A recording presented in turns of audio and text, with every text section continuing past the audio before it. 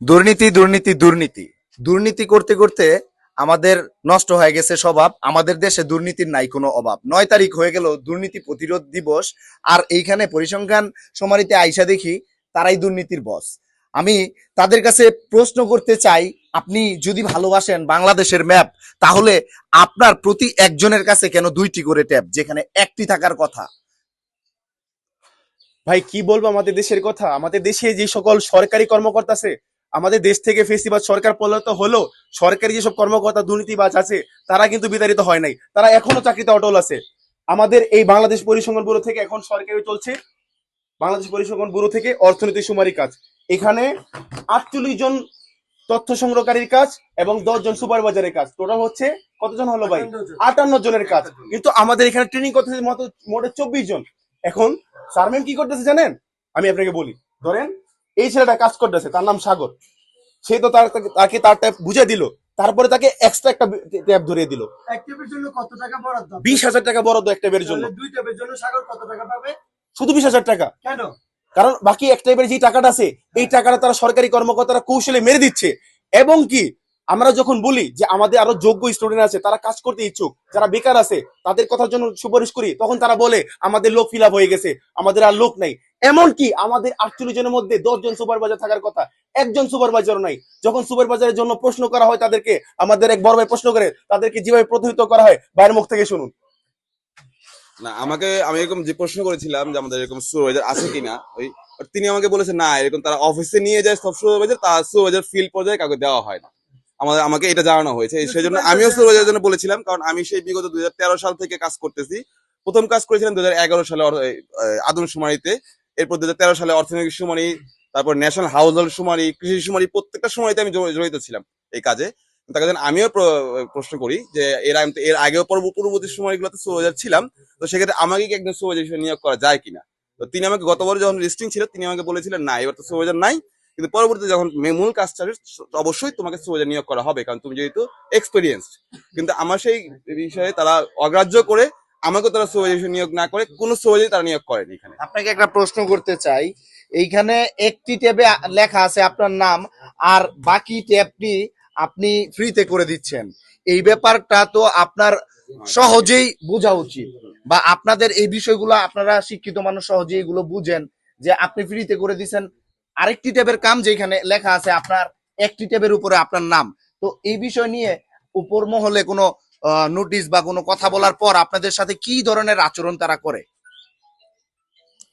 মানে আমাদেরকে তো দুইটা ট্যাব দেওয়া হয়, হুম, একটা আর কি আমার নাম, আর একটা আর কি অন্য জনের নামে থাকে। হুম। তো গত বছর অর্থনীতির সময় যে কাজটা করছি সেটার মধ্যে দুটোতেই আমি কাজ করে দিচ্ছি। আচ্ছা, তো এবারও আমার কি দুটোই দেওয়া হয়েছে। এক একটা ট্যাব, এই যে এই ট্যাবটা যে আপনি ইউজ করলেন, এটার জন্য আপনি কত টাকা পান?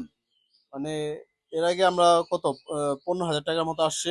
এখন কত? ওটা আর কি, হ্যাঁ, মানে ব্যাট ট্যাক্স কাটার পরে আর কি 12,000 আচ্ছা, টাকা। তো এইবার কত করে? এবার তো ওরকমই। আচ্ছা, এবার এবার যত করেই হোক, এই প্রত্যেকটা ট্যাবের বিনিময়ে সরকারি খাতা থেকে যেহেতু টাকা আসে, যে যে কটা ট্যাবের কাজ করবে সে তত কটা ট্যাব থেকেই টাকা পাবে। কিন্তু একটা ট্যাব তারা ফ্রিতে করায় নাই, এই টাকাটা কোথায় যায়? শুধু একটা ট্যাব না, আপনাকে দেওয়া হয়? এই টাকাটা কি আপনাকে দিছে? না না, এর আগে আপনাকে হয়তো বলছে, আপনি বলছিলেন তখন যে আপনাকে হয়তো বলছে যখন এর আগে আপনি কাজ করে দিয়েছেন যে আপনাকে কিছু টাকা দিবে, আপনাকে আদৌ সেই টাকা দিয়েছে? না, আমাকে দেওয়া তার মানে আপনি দুর্নীতির সাথে আপনি যুক্ত না, ঠিক আছে? আপনি সেই টাকা নেন নাই আর নিবেনও না, আর আপনি 2টি ট্যাবের কাজ করবেনও না। হ্যাঁ, এটাই। যখন আপনি বলেন 2টি ট্যাবের কাজ করবেন না, তখন আপনার সাথে কি ধরনের আচরণ করে? আমি কিছু কথা বলতে চাই আরো। ওরা শুধু দুর্নীতি এইবার করছে না, গতবার যখন প্রথম ধাপে অর্থনৈতিক সময় লিস্টিং করা হয়, তখনও তারা একই দুর্নীতি কাজ করে। তারা প্রত্যেক জনকে জোরপূর্বক ভাবে 2টি করে টেপ দিয়ে কাজ করানো হয়, কিন্তু বিনিময় পরিশ্রম হিসাবে তাদেরকে একটি টেপের টাকা দেওয়া হয়। বাকি যে 1 টাকা টেপের টাকা থাকে, ওদেরকে বলেছিল যে তোমাদেরকে কিছু পারিশ্রমিক এখান থেকে দিয়ে দিব, যেহেতু তোমরা কষ্ট করেই এই 700 খানা 800 খানা তোমরা ফিল আপ করছো। এখানে অনেক পরিশ্রমের কাজ ভাই, অনেক খাটনির কাজ, রোদে পড়ে চেয়ে অনেক কষ্ট করে ছেলেমেয়েরা কাজ করে, কিন্তু তাদের এই টাকাগুলো মেরে দেয়। আপনি একটা উদাহরণস্বরূপ যদি আমি আপনাদেরকে দেখাই, ধরেন আপনার 58 জন আছে, ওইখানে যদি 24 জন কাজ করে, বাকিগুলো যদি টাকা মেরে দেয় ভাই, 15,000 করে হিসাব করে আপনি বাকি 25 জন, মানে 58 জন থেকে 25 জন মাইনাস দিয়ে বাকিগুলো গুণন দেন, লক্ষ লক্ষ টাকা। শুধু এইখানেই না, আমাদের ট্রেনিং ভাতা আছে, ওই বাকি ট্রেনিং ভাতার ওইখান থেকে যেই বাকি পার্সেন্ট লোকগুলো যারা এখানে আমাদের সাথে যুক্ত নাই ওই টাকাগুলো ওরা মেরে দেয়। আমরা নিজেরও জানতাম না যে আমাদের খাবারের জন্য 300 টাকা করে বরাদ্দ ছিল, এটা আমাদেরকে জানানো হয় নাই। এটা ব্যাড টেস্ট কাটার পরে 256 টাকার মতো আসে। এই যে এই ধরনের অধিকারগুলো আমাদেরকে ক্ষুণ্ণ করা হয়। যখনই কেউ আওয়াজ তুলতে চায়, সবাই জানে এখানে দুর্নীতি চলছে, প্রত্যেকটা হল রুমে সবাই জানে যে ভাই কিচ্ছু করার নাই ভাই, আমরা যদি দুর্নীতিবিদ আওয়াজ তুললে তাতে হুমকি দেওয়া হয়, তোমাকে বহিষ্কার করে দেবো, তোমাকে বের করে দেবো। এই ধরনের হুমকি ধমকি ভয়ের কারণে কেউ কথা বলতে পারে না। এখন আমরা যদি সবাই এরকম চুপ থাকি তাহলে এই দুর্নীতি জীবন দমন করা সম্ভব না। ধন্যবাদ। আমরা চাই এই ধরনের দুর্নীতি বা সরকারি কর্মকর্তাকে বহিষ্কার করা হোক, লাল দাকালি করা হোক, তারা যেন আর কোনো সরকারি কর্মকর্তার জন্য এরকম করে আর দুর্নীতি করতে না পারে। আসসালামু আলাইকুম।